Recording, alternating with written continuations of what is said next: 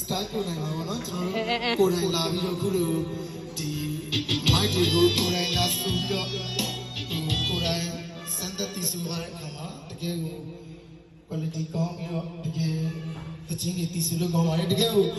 ဘယ်လိုပြောလဲကာရာโอเกခန်းတွေတကယ် stage တွေမှာဆူနေရတဲ့ mood ကိုတကယ်ရနိုင်တယ်ဘောနော်